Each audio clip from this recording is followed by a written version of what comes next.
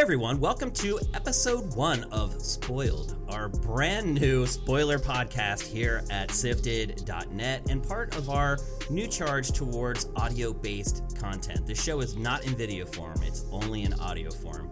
And just fair warning, this is a spoiler cast. So we're going to be spoiling the endings to lots of things and not just video games. We're going to talk about movies and TV on this show as well. And to kick things off, we're going to talk about The Witcher on Netflix. I'm Shane Satterfield. You can find me on Twitter at Dinfire. And here with me to talk about The Witcher on Netflix is Mitch Sikorsky. You can find him at Mitch Sikor, S-I-K-O-R. Mitch, welcome to Spoiled. Thank you. I'm really excited to be here. Are you excited to talk about The Witcher TV show? Oh, heck yes, I am. As I said, we are located at sifted.net, and we are supported entirely by Patreon. If you'd like to kick us a buck or two, go to patreon.com/sifted. And if you don't want to do that, you can always help us with Twitch Prime. If you're an Amazon Prime member, all you have to do is link your Twitch account with your Amazon Prime account, and you can give us a free $2.50 every month, and we would appreciate it very, very much. So let's get on with the show, Mitch. Let's just talk baseline here. How much do you know about The Witcher? How much experience do you have with The Witcher IP? The Witcher 3. That's all I got. That's all I got. Didn't read the books or? No, I know it's book form. I've seen the cinematics for 1 and 2 leading up to 3, so I kind of had context going into playing the third game because I knew it was just going to throw you into stuff. But besides that, no, I just really know of just the game of The Witcher 3. Okay, and I'm a little better than that, but not much. I've played all 3 of the Witcher games. I never finished the first 2. I did finish The Witcher 3, which was my game of the year it came out. I've never read any of the books. I don't care about the lore in the books. But now maybe I do, because The Witcher on Netflix is based upon the books. Yeah, I definitely agree with you on that. I have some interest now in maybe listening to the audiobooks. I mean, I bike everywhere, so it's kind of a good thing to do while I'm biking around. Yeah, for sure. Podcasts are great for everything. God, car rides, they're the best. Yeah, I think that was probably the biggest shift for me in 2019 was how much I started listening to podcasts. Just in general, everything. So here we are with our very own spoiler cast for Sifted.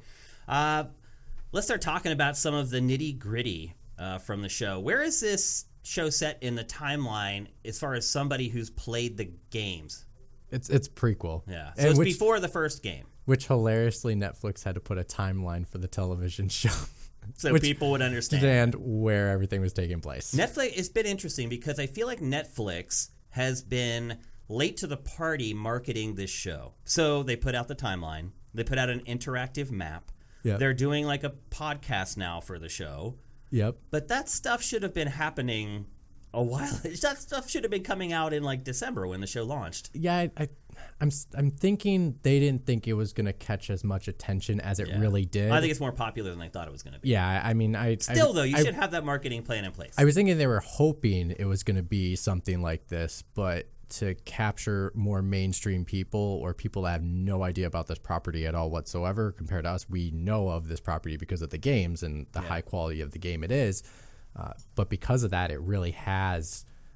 I think they weren't expecting it, so therefore they didn't know what to do at the moment, and now they're like, we just got to throw stuff out there. That's a huge mistake though, because when I used to work at Spike, part of my job was promoting Spike's roster of TV shows across digital, and I don't know if you watched a lot of Spike TV.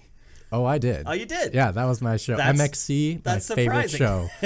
One of my favorite shows. Well, there weren't a lot of great TV shows on Spike as far as originals. Most people watched Cops. They had Star Wars for a long time. They did Blade, the TV series on there. They had a couple hits. There was Deadliest Warrior. That was like its biggest hit ever. They even got a game. Yep. They had 2 games. 2 games. Yeah, yep, and I worked on those games. It's the only video game I have a credit in. Oh, really? I did not know that. Yeah, if you actually play to the end of that game, you'll see my name in the credits for that game. Okay. Yeah, because it was developed at MTV, and so I was a consultant on the game with the development team. They called me in and they're like, "Hey, you know more about games than anybody else at MTV. Help us make our game." And so I did. I didn't do that much. I think I sat down with them like 4 or 5 different times. They'd give me a new build and I'd play it. and kind of give them feedback on it. And the game wasn't great. But anyway, So there was Deadliest Warrior, there was Bar Rescue, there was like they had a lip sync show that was a hit after I left. I think they've now moved that show to some other network because it was such a hit. Yeah. But in general, Spike TV shows were terrible. So we always assumed when we started working, and we started working on promoting these shows months and months and months before they ever launched, because they've already been shot and they're being cut, and they would start giving us the rough cuts of the show so we would understand like what the show's about and try to figure out a good way to market the shows. And you get that rough cut and you're like, yeah, it's another crappy show, but it was our job to make sure people showed up to watch it. So no matter what we thought of the show, we always had a full force marketing plan behind that show. Like even dumb, like if there was a show called Coal, it was like a reality show about coal miners. Like we knew that show wasn't going to do very well. Mm-hmm. There's like very limited interest, but we had a gigantic marketing plan to blow it out all across digital. And I ran a content team on Spike, and we would write like listicles and all kinds of other content around it to get people interested. So to me, if Netflix really did that, that's a huge mess up. And whoever is handling marketing for that show should probably be fired, because that's ridiculous. If Spike had a Witcher TV show, it would have been all hands on deck. And I get that Netflix is different. It has a ton of great shows instead of just one. I was going to say The Crown literally came out 2 weeks before that, and that's an amazing show. So yeah. I think it's, for Netflix, it might be a little more difficult because so much good content. Yeah. How do you say one's favored over the other? And it's not even just good content, it's just content in general. Yep. Because at Spike, we would launch a show once every couple months. At Netflix, they're launching 20 shows a month, something like that. So it is different, but then you just hire more people so you have enough people on each show. But anyway, I digress. Just some inside baseball stuff from my time at Spike TV. So basically what we're talking about with The Witcher show is it's a prequel, and it shows you the origin story of several important characters that do ultimately end up appearing in all 3 of the games, I think. Don't quote me. This is spoiled, so if somebody dies, we can say. Like, I don't know if Ciri is Ciri in one in the first 2 games. I haven't played them, so I don't recognize her in any of the cutscenes. I know Yennefer is in the first game, not in the second game, because he has amnesia in the second game. Right. But she is in the third game. Yeah. So I mean, they're characters that are in that endure. My point was that they've endured, and they're still a part of the series, the IP, and honestly, a part of the IP that most of our listeners are going to care about. Which Netflix seems to show that they're kind of confirming that they are lining up with the games, because the map is verbatim of the game map. It is, yeah. So they may be hinting. Well, if the show goes long enough, it's eventually going to catch up to the games. Then what happens? That will be interesting. What happens there?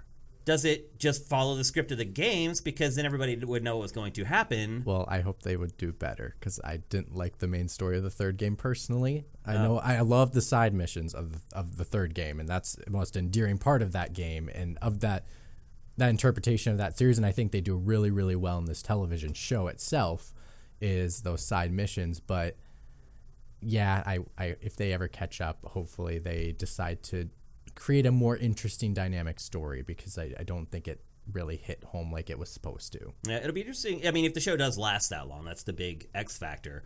But it will be interesting. Like, once they get to that point, what do you do? Yeah. I mean, that's kind of that's the foibles of doing a prequel.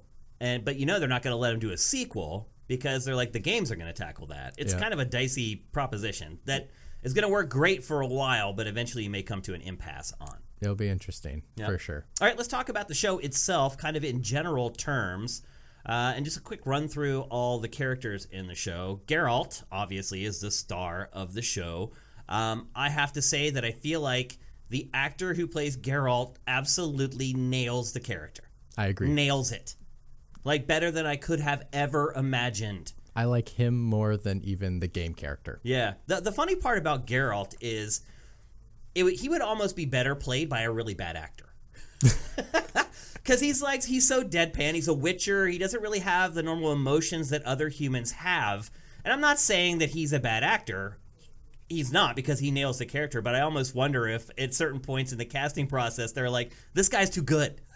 Like some of the people that they rejected, if they were like, no, you're bringing way too much nuance to this character. This character is very unnuanced. Mm-hmm.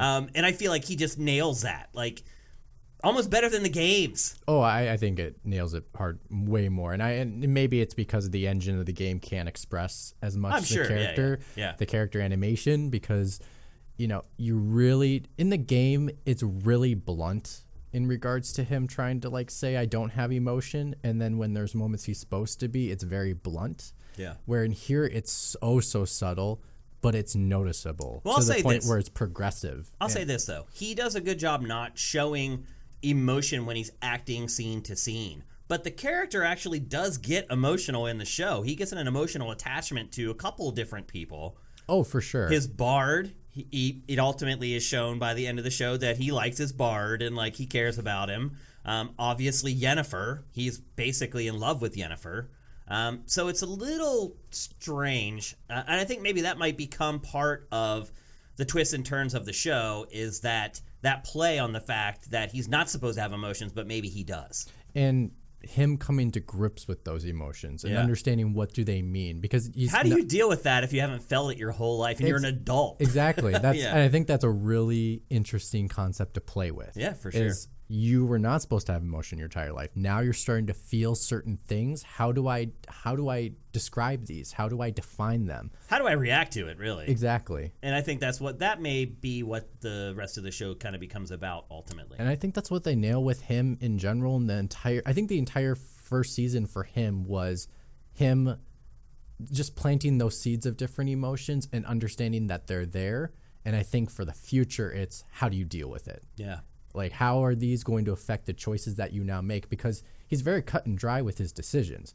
He's not taking sides. It's like in that first episode where he had that contract with the wizard, and the wizard wanted to grab the girl and bring him to him. And the girl's like, hey, I'll do you a better. Like, if you kill him, I'll give you money. And he's like, I'm not going to take anybody's side. Yeah, because he doesn't care. That's not what he does. He's there. He's on a contract. He's there to satisfy his contract. Well, I mean, he decided to just take zero sides. And he's like, it's not my place to take sides in this issue. So if you're gonna attack me, then I'll attack you. But if I'm not gonna say one is the right person and one's the wrong, that's not my decision to make. Do you think Geralt in this show was properly badass? I feel like they showed a lot of restraint. There wasn't as much combat in the show as I thought there would be. A lot more exposition, less action.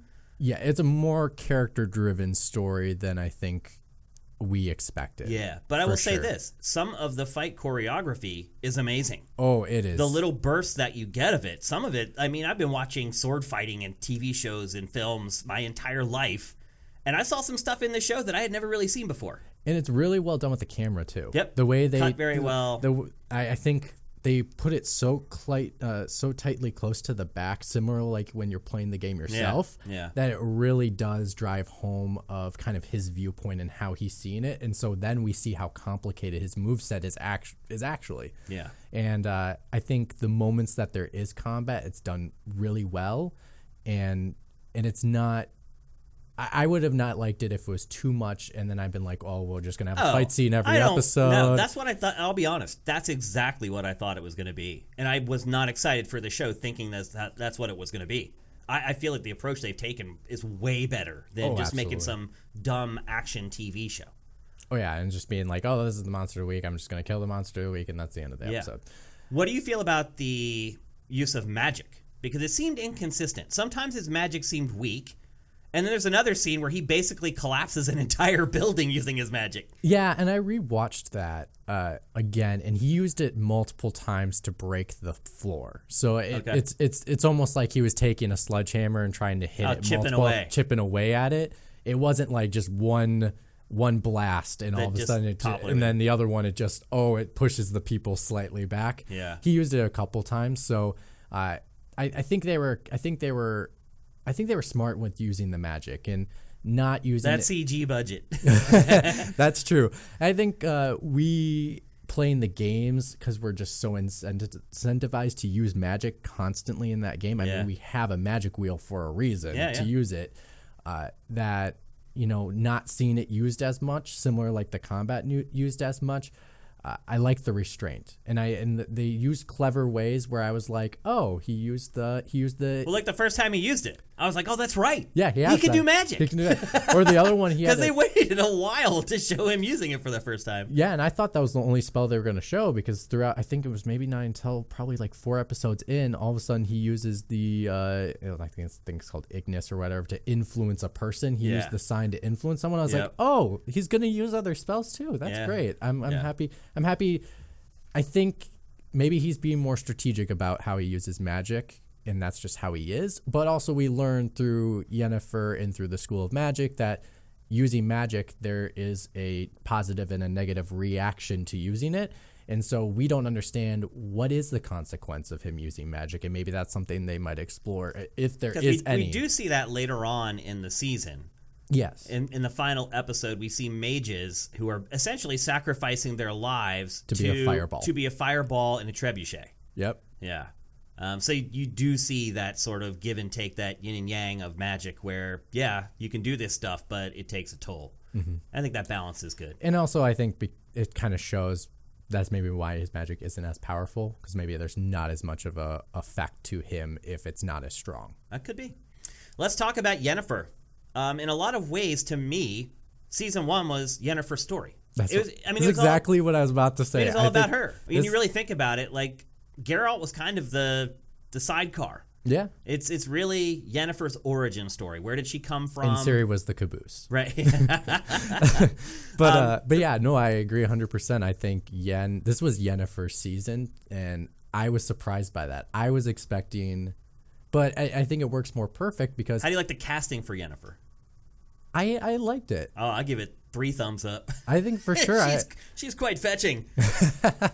But yeah, I liked it a lot. And I think it's a smart play because, like we just talked about, Geralt isn't supposed to have emotions. Yeah. And so here's a character that can have emotions. So let's really focus on this character a little bit more, flesh them out a little bit more, so that when there's the dynamic between the two characters, you can have someone that has a lot of emotion and one that is trying to but doesn't understand it. Yeah. Again, as someone who hasn't read the books, I was surprised by Yennefer's origin story, where she was kind of this disfigured, disabled child who was gifted and was kind of shoved into... Sold away from her family, like just was not wanted. Ends up at a mage school where at first she appears to be the least gifted person there. Oh yeah, struggling. Ultimately ends up being by far the most powerful mage in that school. Oh yeah, for sure. At one point, basically sells her soul to not be disfigured anymore, and she becomes beautiful but unable to bear children.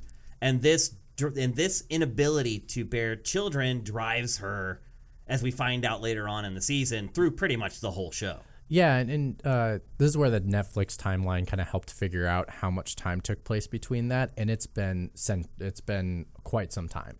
So I think she didn't realize what she did until way later, and then all of a sudden when she was protecting that child was when she realized, I want a kid. So there was that big of a time skip there. Yeah. Oh wow, no idea. I had no idea. I think they said it was... Let's talk about that, though. Let's talk about the time skipping. It was definitely decades, they said. Wow. So it was not just... Well, Geralt's what, like centuries old or something? Yeah, he can last a while. Like, I don't think he'll ever die. Isn't he, like, immortal? No, they do die. I guess they do. Yeah, because he actually kind of does die. Yeah, and he, is dying, and then also they're the last of his kind, and so like eventually they gotta die. Yep. I mean, I don't know if they live forever. Let me know in the comments. I'm actually really curious Someone will about let you that know. For sure. But yeah, I think it wasn't until that episode where she was protecting the mistress or the queen. Or the princess, I don't know what her exact title was, and then the child, and using her magic, and then it got killed, was she finally realized how much she cares and wants to be important to someone. Yep, that was kind of the theme for her. For sure, and the ending really proved that all in the end of how much she really wants to be important for someone. Yep, let's talk about Ciri. She just kind of explored. She was just kind of there. She kind of just explored. I think it was by far the least interesting plot thread in the show. For sure. And I think maybe for her it was more of she is supposed to be our eyes to the world. Yeah. So for us to view the world for the first time, because she's been so isolated and now she's in this magical world. She does not understand between good and bad or rich and poor and what does this all mean. I think for her, it's more of an exploration of understanding the world around her and us introducing those new elements that you may not get from the other characters in the other episodes. And maybe she'll have more of an arc in the next season, especially when she'll have a father-daughter relationship. But it just seemed odd the way they handled it, because it was like at first she knew she had to find Geralt. Yep. Then she went through a period in the show where she didn't think she had to find him. And at the end, because of that land and that water or something. And then at like the that. end, she's like, oh, I do have to find him. And then she finds him. Like, it just seemed pointless. Like, I honestly felt like she could have just shown up in the last episode and been like, I've been looking for you. And probably wouldn't have been any worse for wear. Yeah, to be honest, it's probably, I could easily see her story. And that's that's one of the cliffhangers for season 2. Who's this girl? Why did she just show up? And maybe she shows up in that battle and does something extraordinary where you're like, wow. Well, maybe. I mean, think about that. They're in the last battle, they're waiting for their allies to show up and help them. What if Ciri shows up and she has some kind of an impact on that battle? That might have been a better way to kind of approach it. Yeah, I think maybe. I think if you didn't want her in the first season, you get that hint that he has a special surprise coming or whatever that quote. I can't remember the exact quote of what they're calling it. That he's gonna have some kind of child. So you do have a hint of it. Were you able to follow that whole special surprise stuff? I couldn't. I don't. No, I had to do research. So I had to look up and understand like it's basically like a. It's like an honor system. It's like a spell basically, and if it doesn't happen, you get cursed, and it's really it was hard to follow. That I agree. I mean, that episode itself for me probably was the most complicated. I did not understand what was going on. I think that was probably the only episode in season 1 where if you had not read the books or played the games, you were lost. Yeah. And then on top of that, gain to the whole thing of understanding of, Yennefer and Geralt, while Ciri's doing her stuff, technically what Yennefer and Geralt are doing happened a long time ago. So when you saw the queen for the second time and you understood it was like I was getting confused because I thought the princess was Ciri, but I was like, she's a girl and she's running. Why is he over here talking to the queen? Isn't that the same actress? I'm not sure. Like that's where I got really confused for a minute. Uh-huh. And then once they finally got to the second last episode where you realize Geralt gets there and then she gives him a fake daughter and doesn't want to give up her granddaughter and that kind of thing, it made a lot more sense. But I don't know why they decided to go that route. And this is where I could get why you say Ciri probably isn't needed, because it made it more confusing with Ciri's story happening at the same time. Yeah. It could easily have maybe the second to last episode, the penultimate could have been, Ciri, her backstory, and then a tiny bit of Geralt's of. I mean, honestly, you could have told her whole backstory in like a minute and a half. I mean, you could, but I think they wanted to kind of flesh her out to be more. Well, she's going to be a big character, so you have to. But you could have done that in season 2. I know. It just seemed like a throwaway plot thread to me for this season. I mean, it's almost like they couldn't come up with something else, and they knew Ciri was going to be an important character, so they're like, we're just going to do a thread on her, and it's going to probably drag through the whole season with not a lot of things happening, but she's going to be there. You're going to know she's an important character at the end of it all. Which I did like. I did like the being that chased her. It was a smart use of the doppelganger. I do remember that in the game, and a certain side plot with that where they kept changing as I kept chasing them throughout a city, and so I had to like Witcher track them with their footprints and all that kind of stuff and realize what they were. And I think it's a really smart use of understanding, wow, they could be really good assassins. I never thought of that concept when I was playing it. They were usually, creatures are. Well, you weren't doing that kind of playthrough. You weren't doing like a stealth assassin playthrough. Well, but the other thing is those creatures are deemed not equal to human, and so I was in a human city, so that's why it made more sense if they were poor and they were shown as more of a minority than a person that has privilege. Right. What about Triss? I felt bad. I felt like they could used her more. Yeah. There is a moment in the last episode where clearly there is a friendship between Yennefer and Triss. And I just wish there were a little more like pockets of time where you kind of understood that a little bit more, whether that's like she ran into her, because she ran into Geralt on her adventure. Yeah. And then, who knows, maybe Triss can run into Yennefer on one of the episodes that she's in for a little bit, and they do something together for just a little bit. Doesn't have to be taking up the whole arching plot of the story. But I just didn't. I was like, "Oh, you're friends." I didn't even know that. Like, yeah, it kind of came out of nowhere. Yeah, and I just eventually she becomes such a dynamic character, especially in the games, that I wish there was something more they could have done with her. I felt a little bad. Yep. Let's talk about the plot. Do you think it has enough to sustain for multiple seasons? Oh, yeah. Yeah? Absolutely. You're comfortable with that? Oh, yeah. I think Because let's be honest, the show, the way it was designed this year, they were all kind of self-contained. They were almost like a video game, in that he would get a contract for every episode, and the episode was kind of the story of him fulfilling or not fulfilling that contract, with the overarching plot kind of layered over the top of it. And I think this is Do you think you can keep doing that and get away with it for multiple seasons? Yes. And I think you can do that because when you look at the way that they did the story, it matches the game, and what people love about the game so much is a simple contract turns into something extremely complex with complex characters. Yeah. And yet, even though you have a short time with them, you get so much history between them because of whether the relationship was between the characters or what happened between the characters. There's so much you can read into it that it ends up being, in the game, sometimes people's favorite missions. Yeah. Like a simple one where I went into a clock tower and realized that the woman was cursed because the lover left when everyone killed them inside in the tower, and then you have to go get him, and you can choose between which way, and it's just so complex in that matter, but it's such a simple story. And I think they nailed it here. Example with that would be I think it's the second episode with the princess that was cursed, when you found out that I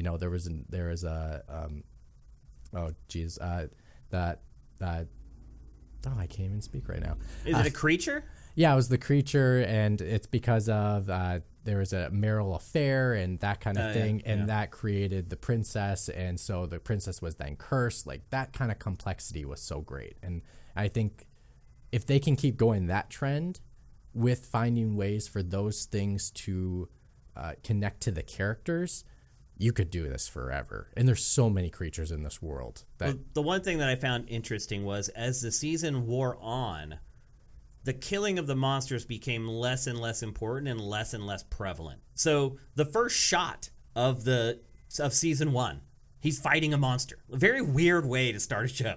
Like, literally just cuts, and he's just in combat with this crazy creature. It starts that way. But as you get to like episode 4 and 5, it gets to the point where it doesn't even really show him killing the monster anymore. Like, there's one shot where everyone's walking up and the monster's head just falls at their feet. It doesn't show like how he killed the monster or anything. It's just like, oh yeah, because they said it killed it. Right. The creature killed him. They're like, he ate him and he's dead now. And then all of a sudden he comes out with the head and goes, there you go. Yeah. And so they ended up skipping eventually the whole conflict with the creatures. Once you've done that, can you go back, and would you be okay if it never went back to the way it did for the first few episodes? I think because of budget is probably why they did this. All the CG for creatures and Yeah, I think in the beginning, I think they were trying to use it to catch people's attention to make sure they kept watching for sure. Yeah. I think they probably will have a much bigger budget because of how well this show is done. Yeah, that I think they definitely can show a lot more creatures. I mean, they showed a dragon in another episode. I think they have such a variety that every episode doesn't have to feature a creature. Yep. Yeah, it didn't bother me. I was just an observation that I made. I'm like, wait a minute, they're not showing him fighting the creatures anymore. Well, and even if it didn't, he show him fighting the creature. In that same episode, they had the doppelganger transform. So they had a little bit of some kind of monster lore in every single episode. It's just not always features Geralt killing that thing or saving that thing in regards to the princess child. Yep. Let's talk a little bit about the time jumping. We've already spoke about it a little bit. But the show jumps around, and I didn't realize that some of these scenes were decades apart. Yeah. They don't age, I guess. Like, they never get old. Well, they don't look different I think different Yen. timelines? I think Yen looks a little different. Really? Yeah. When you first see her, I think it looks like they do a lot of makeup work on her. Really? I didn't seem like she was older at all to me. She definitely looked a lot older. I think there's definitely a time gap difference once she jumped from changing from her beauty side to her child side. It seemed like she just did her hair differently to me. I don't know. I couldn't see any differences. She still looked about the same age. I think she looked older. I think it would help if they... I mean, maybe they don't want to. Maybe she's not supposed to age. But if she is supposed to age, they should make it more obvious. Yeah. I think it's difficult unless that's what made it hard to follow. Is all the characters look the same in the time jumps, and you're like, wait a minute, like. I mean, I guess Geralt probably never does age, or he ages very, very slowly. And he has white hair, so what else right, are you it doesn't do matter. to him? Like, give him more wrinkles? I don't know. Give him gray streaks. But the other characters, sure. I mean, other characters, sure. Like, you should be able to age them if they age. So, and I think that made it a little more difficult to follow. I was hoping maybe they would have hired, like, a child actor for Yen in the beginning, and then had that Yennefer, the actress that played her, currently play her then once she got, like, transformed into beauty, so that there's a big gap. Yeah. But yeah, I was surprised when I saw it was a decades gap. Of I'm surprised to time. hear that. I didn't even know that till we sat down to discuss this. How about the adaptation? Do you think it ultimately stays true? I mean, we haven't read the book, so maybe we shouldn't even answer this question. Well, I think they do this better than the game. I personally think that. Oh, I would say I enjoyed the story in the show more than I've enjoyed the primary quest in the games. I think they nail the side quests and what people like about them so well in the main story of this show. Yeah, that's a good way to put it, actually. So the good part that we like, but the main plot... Look, I still like the main plot of the Witcher games. I don't hate it, but this is better than the main plot of the Witcher games, I believe. Oh, yeah, absolutely. I agree 100%. I mean, that final battle was so fun. That's a great segue. Let's talk about the final episode, the final battle. Can I just give a shout out to the wizard swordman dude who teleports and then just pulls out a magic sword, and he has like 30 of them. Endless swords. Yeah. He runs out of magic. It's not endless. He does run out. Yeah, everyone's like, where did you get the swords from? I was like, guys, it's magic. She's talking about control, like use control, like or whatever, like reserve your power or something like that. And then he runs out of magic swords, but that was cool. I liked that. Yeah, it was a great scene. Again, the choreography in this is great. But I like the cleverness of it. I never would have thought of magic swords. That just and that's a great way to like use your magic if you're a warrior type. In that world, yeah, that's absolutely. a great way to do it. So I had to give him a quick shout out for him because he's sweet. Yep. So there's like a lot of fantasy shows like Game of Thrones and its ilk. The last episode is a major battle. Although I would say in Game of Thrones, they usually did the major battle in the penultimate episode, and then the last episode was set up for all the fallout after the battle. Yeah. This show, the last episode is the battle. And it kind of does both. Yeah. It does a 2-for-1. Like the last 2 minutes are what Game of Thrones would do in a final episode. Yeah. It did not as much character development in The Witcher as there was in Game of Thrones. For sure. I don't know if that was a conscious decision or not, but how do you feel about that? Would you rather there be a little bit more exposition after kind of a major event? No. I like when shows take risks and do things different, and just to be just like Game of Thrones and do the same formula. That's why I'm not a big fan of like Disney Marvel as much or other stuff that keeps doing same formulas. And it's like, can you try to be something different? Like try to stand out. And hey, if you fall on your face, at least you tried something different. And I implore it, and I commend you for trying it. But when you hit it out of the park. And so I think that this did it really well in that aspect. And I think they did a great job of doing the wrapping up of the characters while having the battle at the same time, because Yen realizes... We'll set up the battle first. Why are they fighting? Where is it? Well, Sentra is... I realize most people listening to this will have watched the show, and they know that, but still, it's good to provide context. Sentra is pushing north, and the mages get together and say, hey, do we want to get involved in this battle? Do we just want to let the leaders of their little cities handle this, or do we mages want to come together and take over and it was a clear vote that they weren't going to get involved, but there was a vocal minority that said, well, screw that, we're going to still do it. Yep. And so they got Yen involved. Triss came involved. Yen's teacher was involved. And so which was an interesting relationship throughout the first season. Yeah, and I think I thought that dynamic between the two of them was pretty good. Oh, yeah, and I think they did. Because the teacher starts as a taskmaster, and then she starts to understand how powerful Yennefer is. And then the middle part of the season is her trying to manage Yennefer's power. Because I think she realizes Yennefer is more powerful than her. Oh, yeah. And so she's intimidated a little bit, and she's like, wait a minute, I'm supposed to be guiding this person, but she could just destroy me if she wanted to.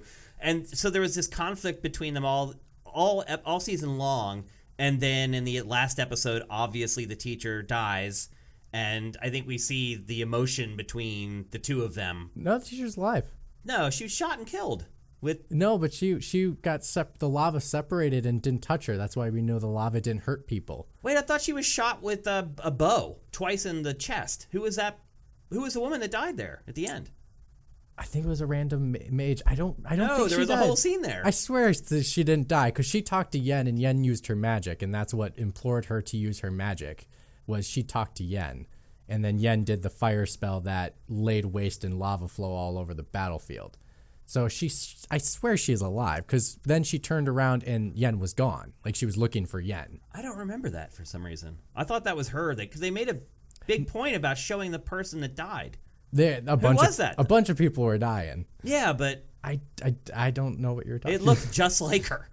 Interesting. Maybe I'm totally wrong. I swear she's alive. I'll say this. I did watch a lot of these episodes on the edge of falling asleep or late at night. That's the only time I have to watch TV because I put so much time into Sifted. So maybe I was just like tired when I watched that episode. I thought for sure she was dead. No worries. People will blow me up if I'm wrong too. So yeah, it works. We'll play two sides of the coin. It works. But regardless, that was a great relationship throughout the show. Oh, absolutely. And I think for her, it was she cared about her because also she found out that she's part elf. Yeah. And that's significant because that's powerful. Like being an elf is the highest of races and abilities and powers. And so I think she was wanting to make sure that she had the best for her. And sometimes Yen didn't understand that she had the best in mind for her. And I think at that end, when she was talking to Yen and saying, at the battle when everything was going wrong,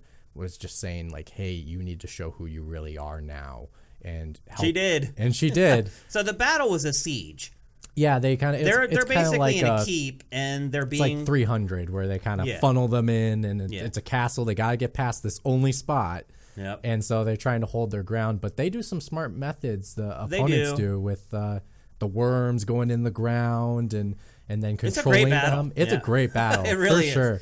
And then at the end, all hope is lost, and Yennefer finally unveils her true power and literally just scorches the entire battlefield. And the cool thing about it was what you were saying earlier, the fire. She was so powerful, she could recognize allies in the battlefield and make sure that the fire was like going around them. Yeah. It was the whole season built up with Yennefer. You think she's weak, you think she's like one of the worst mages at the school. Slowly you start to understand maybe she's got something special, and then at that moment you understand. And I think you also understand for her is, she didn't understand who she was. Yeah. What she wanted, what's her purpose in life now? Yeah. She can't have kids. She tried so hard, and near the end of the season, the guy says, "I'm going to tell you the truth. It's never going to happen. Yeah. Unfortunately, you cannot change. You'll never have kids. Yeah. It's not going to work." Yeah. And so I think for her, she then ran into a spiral because then she went back to her old lover back in the magic school, and was trying to rekindle that fling to be like, okay, maybe I'll just go back to my past, whatever was comfortable at that time. And I think finally in that battle, she realized, this is what I really need to do. I care about people, and I need to use whatever means necessary to protect the people I care about. Yeah. And so for her, we don't know what happened. Yeah, so let's talk about that. She's gone. Let's talk about the ending. So she scorches the battlefield. The battle's won, and she's gone. Well, not really, because the backup forces for Sentra is on its way. So all of a sudden, she clears the battlefield, but all these mages are just chilling. Wait, I thought that those armies that showed up were for them. They were waiting for backup for the whole battle. No, that was the enemy. That was Sentra. Oh, I thought those were her allies showing up, but they were like, dang, we're too late. The mages were the only ones to hold the ground. They didn't have any backup. Well, I know that because they were waiting for allies to show up the whole battle, and they never showed up until the end. No, they didn't have allies at all. That was all them. And then Sentra had extra army men coming in, but he's like, I'm going to send my wave in anyways, even though they're like... I mean, look, the whole time they're talking about they're waiting for their allies to come to their aid. Are you saying that you like saw a flag and that's how you know it was Sentra and not their allies? Well, it's because you had the mage that disagreed. That was... Because at that conference, when the mage that was part of the Sentra army, which was actually interesting concept, Yennefer was supposed to go to that person. So she was going to lead the horrible army that's now trying to, well, in their case, they're trying to say we're trying to make the world a better place by saying everyone is under one rule, that kind of thing. But at that time, I knew it was her because she was the one making her students sacrifice themselves to make the fireballs to shoot them. And they said, oh, we have extra forces still on our way. And he's like, I don't care. Just send in my forces right now. We'll kill them all right now. And then clearly now they're all wasted. But and obviously in the story, as we know in the Witcher story, they're still going. I mean, they're still continuing. I mean, that's kind of the thing about this show is because there's a scene where Geralt, you think he's dying or he's going to die. Yeah. He's bitten by this skeleton. He gets this infection. This guy like takes him in and like tries to help him or whatever. He looks like he's dead, but you know in the back of your mind, he's not going to die. Yeah. Because then he never makes it to the video games. And I mean, that's endemic to every prequel of everything. Like, you know that some people are ultimately going to live or die. Yeah, and we're guessing that this totally relates to the games. I mean, it's pretty showing that path that it is, but we can't say 100% if it does. But I think in that moment for Geralt, I think that was probably one of his most important parts of the season for him because he is dealing with all these emotions and he's been so frustrated of why can't I understand these emotions? Why can't I define them? By the end, though, he's full-blown in love with Yennefer. But it's because he blames his mother. Yeah. And he's like, why did my mom do this to me? Why did that my mom that make was kind me a of witcher? his thread through the whole... Yeah. Is him finding out like why he became a witcher, what happened to... what's his origin. So that's kind of a seed to have a moment to go to basically tell to his mom in his mind, because clearly I don't know if he's really talking to his mom because we don't know who she is, of just saying, why'd you do this to me? Did you know this was going to happen to me? Because I don't want this. Yeah. This is not the life I chose. I don't want to live this life being a witcher. So I think it was a catalyst for that kind of moment. Probably not the best one, but I think it made sense in his arc. Okay. How did you like the cliffhanger at the end? You okay with it? They kind of have to do it for a show that's probably not going to come back for a year or more. Yeah. You kind of have to end your season with some kind of a nobody knows moment. But I think it makes sense when you think about how the magic works. There's a reaction to magic that you use, whether it's positive or negative, and she used a really powerful spell, so there's got to be some kind of reaction. Right. Yeah. Obviously, it's kind of like... Well, it's not death. Yeah, so. Yeah. As you know, it's kind of like a style of television where it's like, she disappears. Yeah. And it's like, okay, cool. Yeah, I was okay with it. For sure. I think I would have liked a little more exposition after, but I don't know. I think it was fine. You're getting nitpicky at that point, I think. Oh, yeah. I mean, they easily could have done one or two more episodes if they wanted to. Oh, for sure. Yeah. Okay. So, are you excited for season 2? I am, but I have to ask you about Jaxer. And his song. Oh, the Bard. Toss a coin to your Witcher. Oh, yeah. It's become like a cultural phenomenon. I saw today, I was curating this morning, and there's a rap version now of it. Oh yes, I've seen that.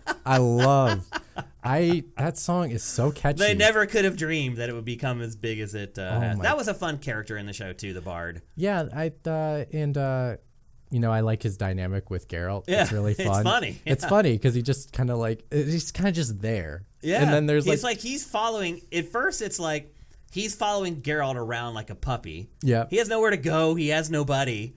And at first, Geralt's like, oh, who's this guy that keeps following me? Slowly, he starts showing his worth here and there to Geralt. Yep. And by the end, like, Geralt loves him like a brother. You can just tell. Like, he basically makes a statement. Like, he has that one moment where he has to kind of decide, do I like him or do I? And he's do like, I let him die or do I let him? He's like, I like him. I like that character a lot. It brought some levity to an otherwise pretty serious show. And it'll be really interesting because of the jump gaps. Yeah. What happens to him? Yeah, where is he now? Yeah, because he's just a normal human. He can't live for like centuries. I mean, eventually he's gonna die. Yeah, so I mean, it's only been decades, so it'll be interesting to see. But he's one of the people that they could do a lot of stuff with wardrobe and cosmetics to really represent the time jumps. Oh yeah, and make it more obvious, I think. So we'll see if they end up doing that. For sure. Okay, so you're excited for season 2. I'm excited for season 2. Pumped. What would you like to change about the show, if anything? I like the direction. I'd say stay the course. Yeah. I don't know if there's something dramatic that I was like, this is a glaring issue. This has to be addressed. I don't see that. I see them, as long as they're embellishing on everything that they've been doing, because now maybe they have more budget, they may have more episodes.